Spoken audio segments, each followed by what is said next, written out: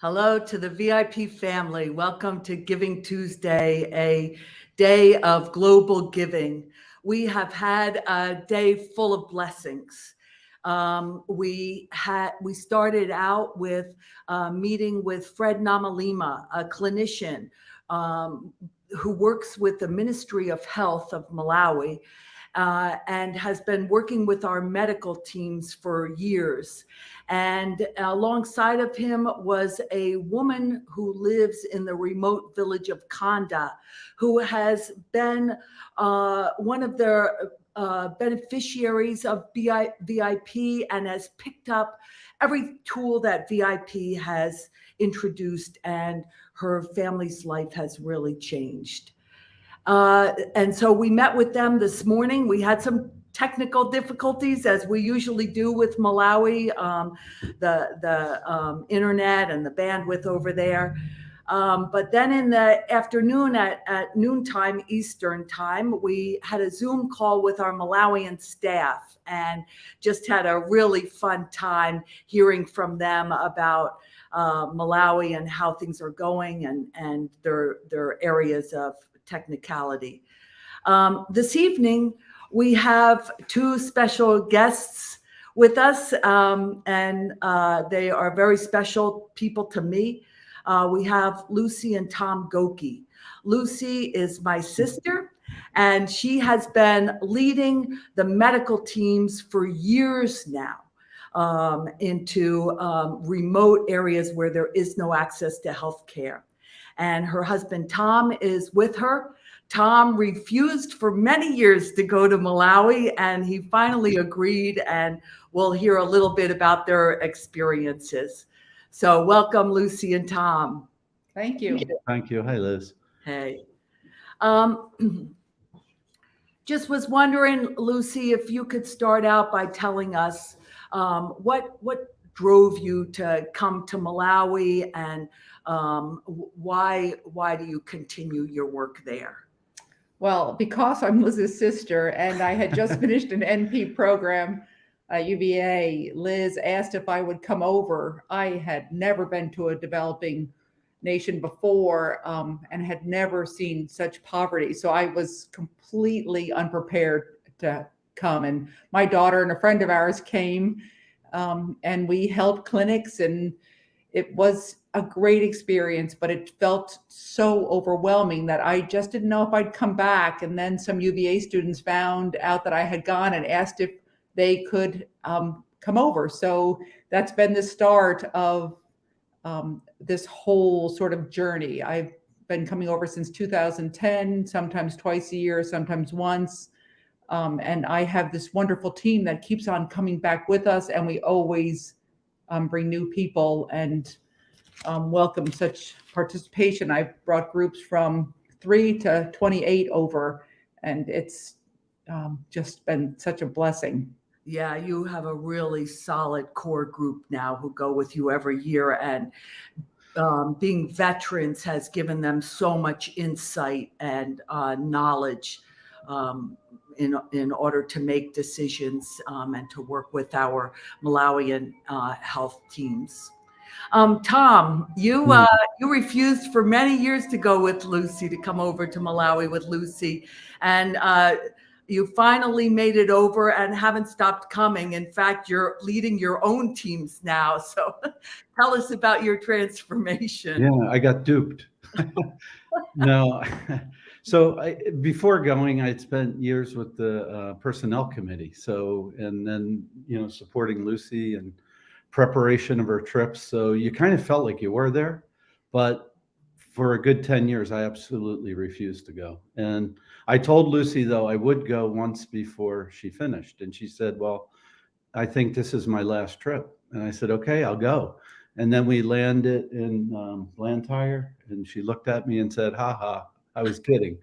And so, we spent the time there in the clinics, and it's the first time I'd ever really spent an extended period of time in the midst of abject poverty, and it wins you over.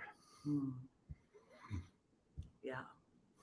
It wins you over. And, you see people, you have a wonderful mission list. You're lifting people out of level 1 and moving them to level 2. And I'm sure everybody doesn't know what that means, but you have to read factfulness. Level 1 being, the bottom line in a hunger period that people die. And level 2 is where they have enough money and perhaps the means to store food and can survive a famine. And so, I've witnessed that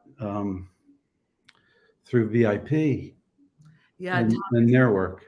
Tom is referencing our mission is to move people from extreme poverty to a sustainable living. And that's exactly what our mission is. So we started out today with a $50,000 matching gift. And right now we are up to $48,494. We are just 1,506 away from unlocking the 50,000 matching gift. But about 30 minutes ago, we just received news that we received another 20,000 matching gift.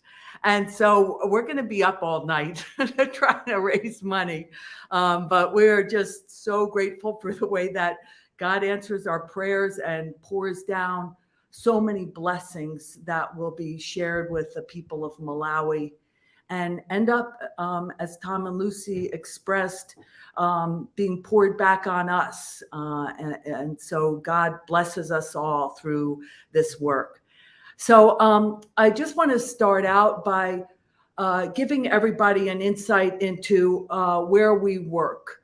I want to go to global Google Earth maps and share with you where our impact area is.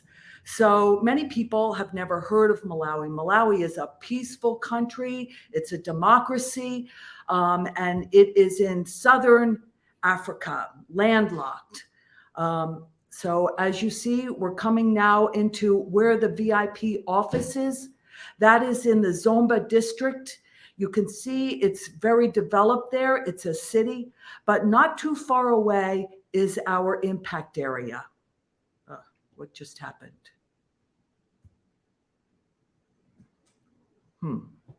Okay. I don't want to go through all of that again. Okay, we'll let that go. Well, anyway, we're in 29 villages. And let me show you this second video. I was going to share with you where the Conda Clinic is. Let me move to that slide. Okay. So this shows our 29 villages. The darkest ones are the 3 newest villages. So where the Conda Clinic is, that is a brand new village. And we brought that village on when Chief Conda offered us land to build the Conda Clinic there. As you can see, the other clinics are very far from Conda and the surrounding area down by Lake Chihuahua. Those people have no access to health care. This morning, when we were meeting with clinician Fred Namalima, he talked about how if people are absolutely in need for health care, but they're feeling too sick, maybe they're in labor, maybe they're too weak to walk, that they have to have either an ox cart or somebody push them in a wheelbarrow 7 or 8 miles to the nearest clinic. So this area is really desperate for health care. So we're going to open up with a video that we've made that shares a little bit about the challenges that people are dealing with and how the Conda Health Center will impact their lives.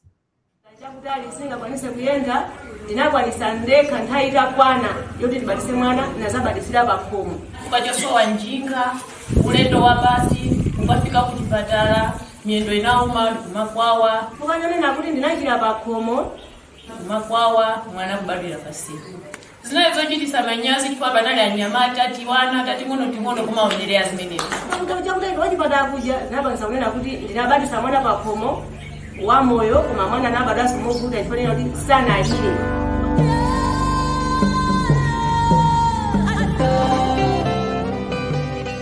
For years, a medical team from America has paired up with a medical team from Malawi to offer outreach clinics in remote areas of Malawi where there is no access to health care.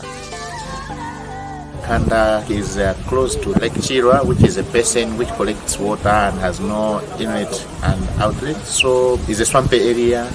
People have a lot of bites from mosquitoes. Whenever they have malaria, it has been difficult for them to travel to Kanda, resulting into the malaria conversions, which has created a number of cerebral palsies and brain damage to most of the children who are under 5. According to government recommendations, we're supposed to have a health center per 10,000 population. So you can actually see that's way beyond the recommended threshold, because there's more than 30,000 people that reside in that area. One year, when the medical team was wrapping up, the group village headman, Chief Kanda himself, came to Lucy, who is the chair of our health committee, and said to her, "What you are doing is very powerful, but when you leave, we still have children dying. We still have women giving birth on the side of the road." And so he asked Lucy and the medical team to consider offering something more permanent. And that's when we started building a health center for Kanda. So Malawi has the people, they have the knowledge, they have these tremendous practitioners, they have these tremendous nurses and pharmacists. What Malawi doesn't have is the ability to build infrastructure. We need to finish construction, we need to bring electricity there. It's also very expensive and very labor intensive because again, there's no machinery, it's all done by hand. It also needs to be furnished. This is a big facility. We also have to build clinician houses for 2 clinicians that will live out there because it's too far to come back and forth every day, and 3 nurses' houses. Designing for health and wellness and sustainability here in Malawi is not a luxury or a privilege, it's a necessity. The Kanda Clinic has 2 main portions, the outpatient department and the maternity ward. Each one has its own courtyard, making the building sort of a figure 8 with shared spaces in the middle. Pregnancy and maternal health is a very private thing in Malawi. So giving them their own separate wing allows those mothers and women to have privacy in those medical decisions. It feels really exciting. It makes me start to cry when I go over and see this clinic because we promised hundreds of people that we were going to be building a medical clinic on this site, and they were thrilled. And it warms my heart that now we're really going to open up this wonderful center.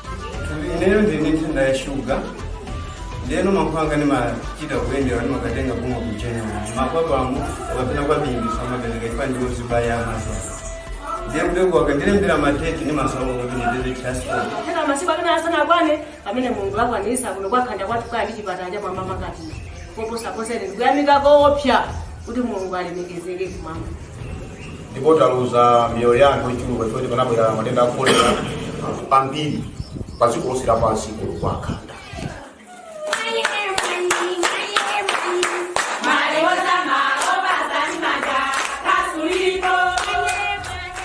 During this season of giving, we invite you to open the doors of the Kanda Clinic. Join us in providing health care.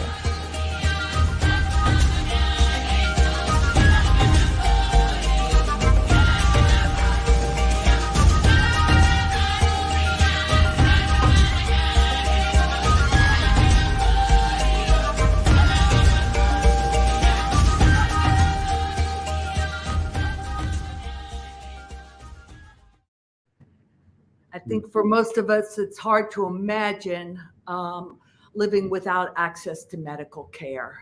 When you see your child become sick and is really on the verge of death, and not to be able to do anything for them, or to be in labor and not to be able to have medical experts helping you through that, it just must be really terrible. So, Lucy, I'm so grateful for you driving this, and hearing the cries of the people, and the need for the people in Conda area. Our staff just gave me an update, and the VIP family is just so generous. We are up to nearly $64,000. And we had been challenged just in the last maybe 45 minutes with another $20,000, making our challenge $70,000 to raise $140 in one day. And I think we're very close to that. I just want to thank you so much. Lucy, you have been leading medical teams for years now into the remote village of Conda. And so I was wondering if you could just explain a little bit about your experiences there. Okay, this is a picture of when we're in Malawi, but I'd like to take it a step back first. We have this tremendous health committee now that we meet yearly and talk often, and there's a lot of work that goes into these trips that everybody does before we leave. We secure, depending on how many people go, we carry over sometimes 1,000 pounds of supplies and medications, and we have tremendous partners in the U.S. that help us secure all these supplies. And then we travel over, and this is a picture of Fred Namalina. Some of you might have seen him this morning, and he's been working with us for over 10 years now, and does so much on the ground, first of all, before we come, and then he helps guide us in this meeting that we are starting out here with, to tell us updates that we don't know about, updates in how we're going to treat malaria, how we're going to test for it, what we're going to do about it, or if there are any other updates and problems that he sees in the villages, because he goes out to the villages twice a week, once out to Kalupe and once out to Conda. We'll talk a little bit more about that later. But several years ago, we had a huge scabies outbreak, and it was discussed there how we're going to start to treat this. Yeah, there's such a strong collaboration between the Malawian medics and the U.S. medics, and you guys have formed such close relationships working side by side over the years. So this is us preparing to go to the clinics. It's about 5 a.m. right now, and we send off the truck with all of our supplies, and we show up at these empty buildings, and we put in a full medical clinic, pharmacy, testing for HIV, for malaria, and for other diseases. And then this is what we pull up to. There are hundreds of people waiting for us in the dirt for hours before we even get there. And usually we're seeing sometimes between 700 and 1,000 people a day at each clinic. Again, we work with the clinicians. These clinicians are seeing people every day with these maladies that we don't see here. I had never treated malaria before, and they are our helpers. They teach us. We have students that work with them. This is our dental clinic. Again, these are very beautiful chairs that we brought over, but in the beginning, Scott Gradwell, who's in this picture, was working with a white lawn chair to extract teeth. And now we're getting a little bit better at saving people's teeth and drilling and putting in fillings. Here he's seeing a woman that wasn't able to get out to his clinic out of the car because she couldn't walk. So he and one of the other dentists from Malawi came and they treated her right in the car. We also started a program with World Vision 2020 and taught a teacher how to see how people's vision was and to be able to give them the correct lenses and glasses. And this is Tim Golden, who was in charge of this program to teach and to carry over glasses. And every year, World Vision 2020 sends over suitcases of glasses with us so that we can continue this program. I think, Lucy, is that Global Vision? Yeah, I'm sorry, Global Vision. Yeah. They've just been a wonderful partner with us. So we have several partners in the U.S., AmeriCares, MAP, Heart to Heart, Vitamin Angels, just to name a few. And every year they are such wonderful, consistent givers. Here's a little boy that when he was born, he had a small birthmark about the size of a nickel on his forehead. And because he was unable to receive treatment, this birthmark was the type that grows and grows and grows. It covers almost his whole scalp, and is now crossing the midline. He can't see out of his left eye, and what we're afraid of is that it's going to now invade his right eye. His father brought him in. There's one plastic surgeon in all of Malawi, and he is now in a waiting list to see him. The parents were worried about this growing birthmark, but they weren't able to do anything about it because they weren't able to get to Zumba Health Center, which is where you have to come to the first one. So they're testing his vision.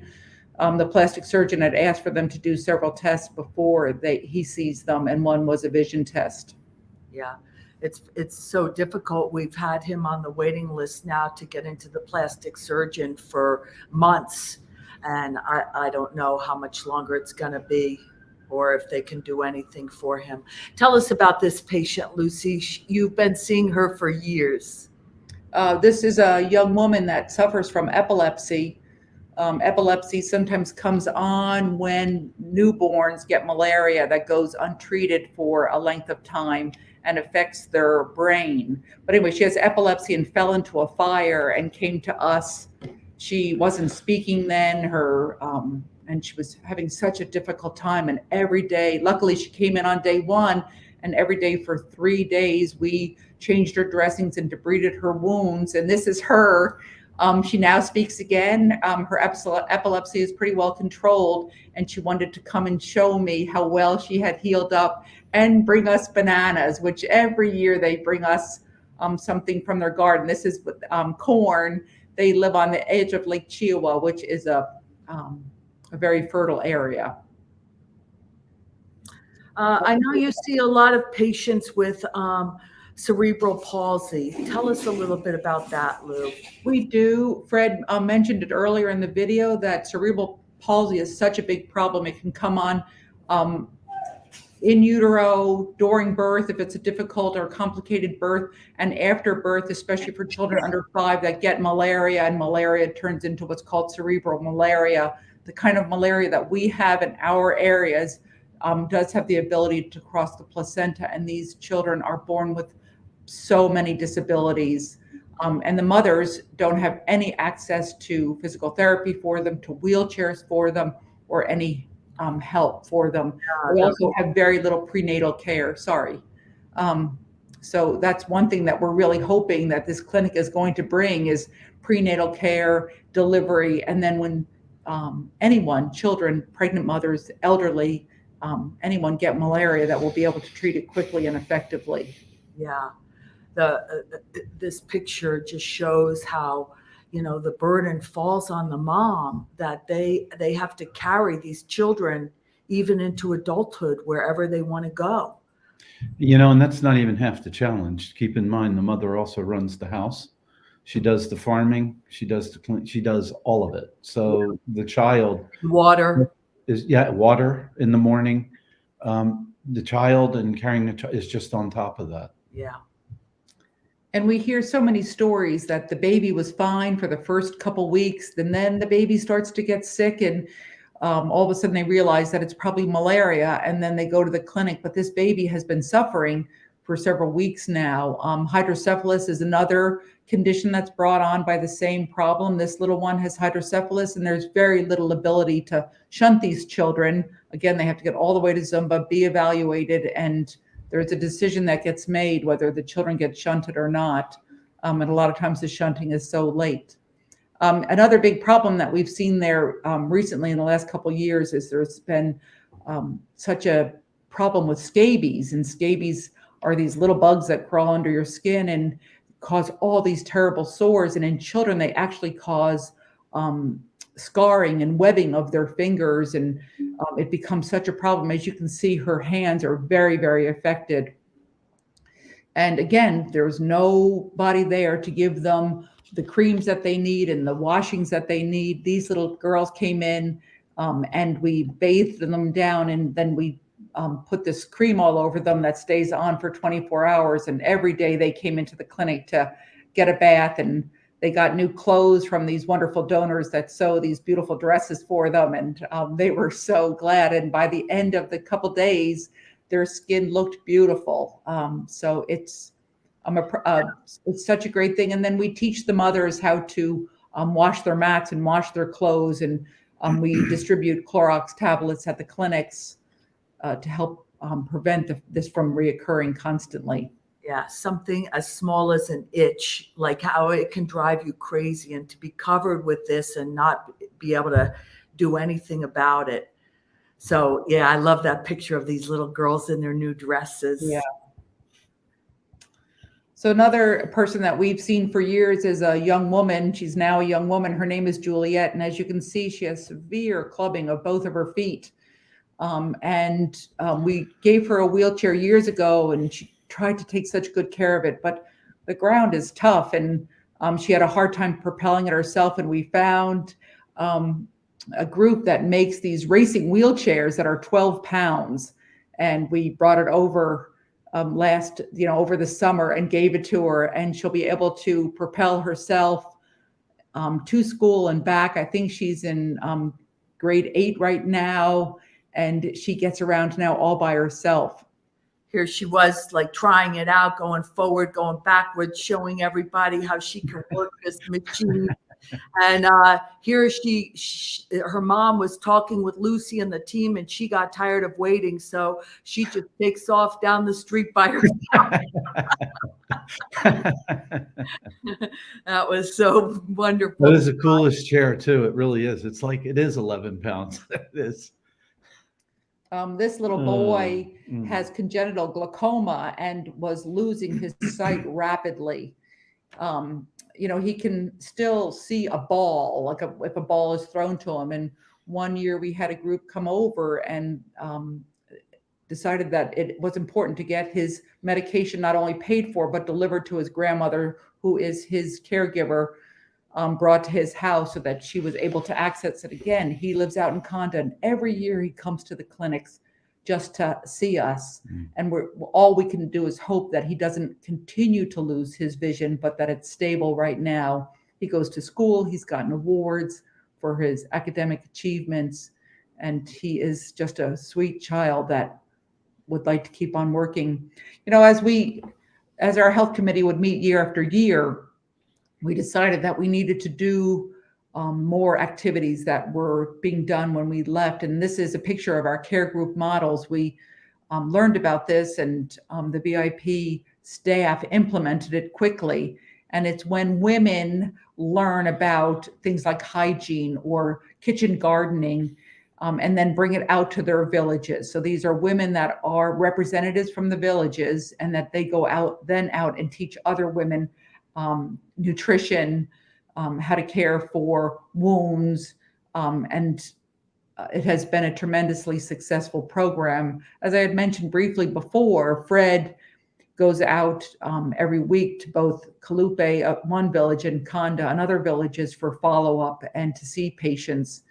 So often we leave patients that we've been treating, whether it's burn patients or even scabies or people with hypertension. I'll see in their little books, they have these passbooks when they come to us, that the last person they saw was me a year ago. And we're trying to get them to have much more consistent care. But this is just a few of the things that we're doing. The kitchen gardening is about nutrition and how to raise nutritious food, how to switch up what they're eating, and that they're not just eating encima, which is a corn-based porridge. So we started out this evening showing you how remote Conda is, and that's where we the Zomba District Health Office recommended that we build a clinic, as well as the communities requesting that from us. So Tom, you are the head of the construction committee in the U.S. who interfaces with our construction team in Malawi. Why don't you tell us a little bit about the Conda Health Center? Sure. So in 2018-19, we conceptually came with what we were going to build as a clinic. We had visited a number of clinics that were in 19, actually, where we had looked at what was being built locally and what did we want to do the same, what could we do different, were there things that we could do to improve what was existing. To the right where we were when we started the video is one of the courtyards. This is another of the courtyards. This video is really the beginning of the construction. And we also started in 19 with the fundraising and architecture. The architecture started in the US with Macy Carmen Goeke, another relative. And Macy is an architect and did really an incredible job of footprint and concept, and then worked with the DHO, District Health Office in Malawi, in order to make sure that in a remote clinic that we were covering all the needs, preparing all the proper spaces, and all the infrastructure that was necessary to build out the clinic. Concluded that, and then Macy transferred the project to a local architect to finish what I would say is within the materials and methods that are used in Malawi, which are very different than in the US. And here we have a picture. And when you build somewhere with in a region, it is a commitment from the region also to participate in the construction and the work of the project. I challenge anybody that's watching the video to pull this one off.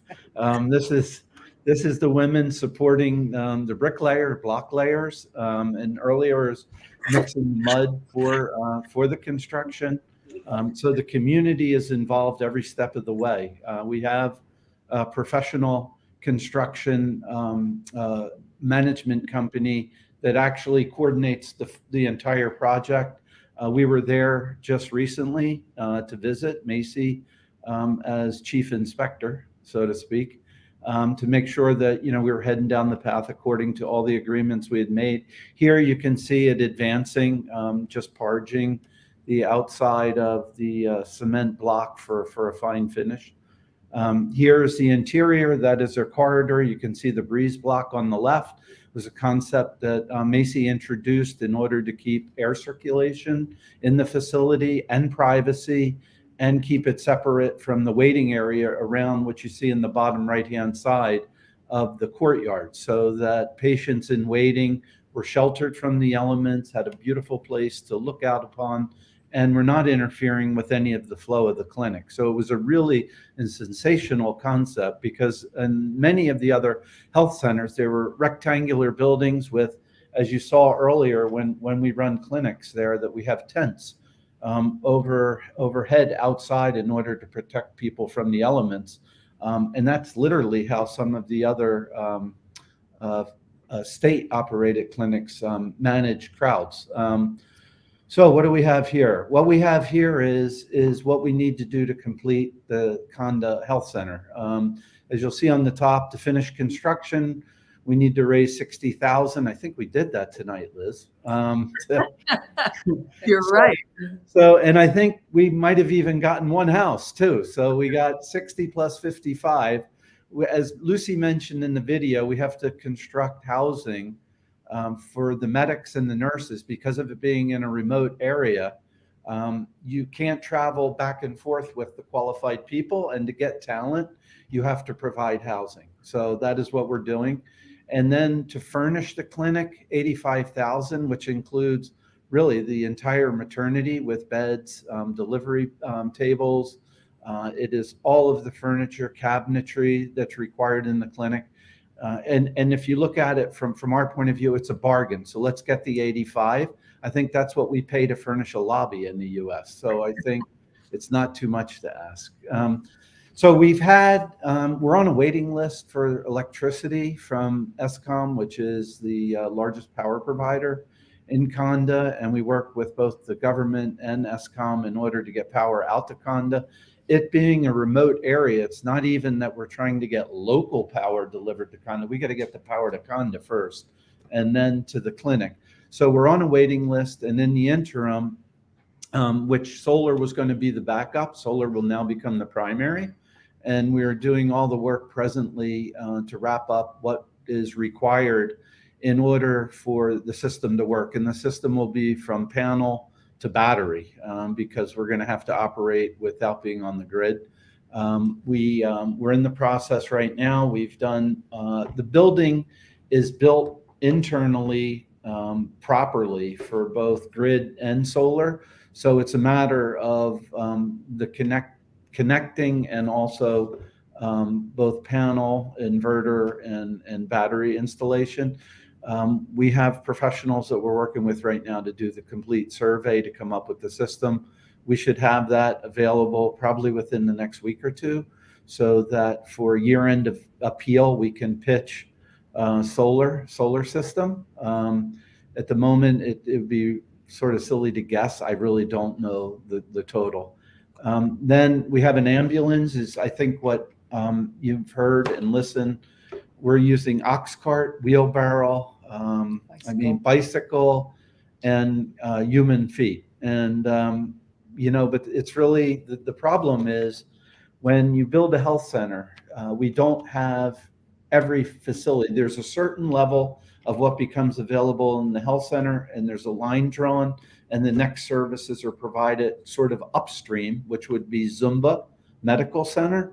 And to get to Zumba Medical Center in the pinch with the maternity ward, with outpatient healthcare, you really do have to have an ambulance. Presently, when we run clinics, we rent an ambulance for that from one of the other clinic systems. I don't remember the name. Parker. Yeah, H. Parker, to have it available to us should we come with the problem. So those are the figures that we're working towards, plus solar, in order to open the clinic so that in July. I think Aaron measured for us how far it is from where the Conda clinic is to Zomba Central. As the crow flies, it's 17 kilometers. So that's like 11, 12 miles. For people to push a wheelbarrow or an ox cart there, is impossible. So, on top of that, Liz, unless you've been there, and I invite everybody that's participating on the Giving Tuesday to sign up for a trip to participate in a clinic, then you get to see what kind of road you ride to get there. It's not that just it's 17 kilometers. It's 17 kilometer of unprepared road. We're talking dirt roads that are not manicured. Liz is fully experienced at this. We all hold on to the ceiling while she's driving. And if you can imagine, this is being done with bicycles, ox carts, and by foot. And the ambulance, that's our necessity. Yeah. So I would like to, yeah, go ahead, Lou. So after this clinic opens, the Department of Health will supply the staff and supply the medication. It's just we need to do all the before stuff, and then the Department of Health will come in and supply the rest. So we're not responsible for completely supplying the medication and the supplies, but we're responsible for all the before to make this clinic stores open. Yeah, one of the values of VIP is we won't go into anything without understanding that it will be sustainable. And the only way to sustain something like this is to work with the government. So we build the infrastructure, and then the government takes it over and supplies all the staff and medications. So we're so happy to see comments coming on and questions coming on. Thank you so much for joining us, and love to see all the the support. And do we have an updated amount for? Master driver. Yeah, she is. Also, I just want to put a pitch in. On March 11th, we will leave for a medical trip. If you are interested in coming, there is a button on the website to say, I'd like to join a medical trip. We're sort of bound by numbers, so we can take between 25 and 28 people. No more than 28, it just gets to be too much to cart around. So think about it, pray about it, and then we would love to hear from you. Yeah, we look for doctors, nurse practitioners, PAs, nurses, physical therapists. So we would encourage anybody with a medical background, especially. But Lucy, you take people who are unskilled. Right. We need support staff just because they're the ones that sort of get the patients lined up and ready and do weights and learn how to do blood pressures. They're the ones that bring patients forward that are very, very sick, because when you're in Malawi, if you have a sick child, you wait in line. And so we keep encouraging them to come forward. Lucy and Tom, the staff just gave me an update, and they said we've unlocked the 50,000 matching gift. So we're right now at 132,480. We are $7,520 away from unlocking the additional 20,000 we received tonight. And if we can raise all of that money by tonight, that means we will have raised $140,000 in one day. So we're getting close. That's 2 houses and finished a clinic, kind of, Yeah. with a good negotiation. And if anybody wants my spot, you can bid for it on the next trip. I go as a Sherpa or a lackey. So we need to finish the clinic.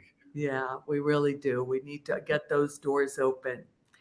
So I just want to thank you, Lucy and Tom, for all your dedication and commitment to the people of Malawi, and especially the people in the very remote villages who are so vulnerable.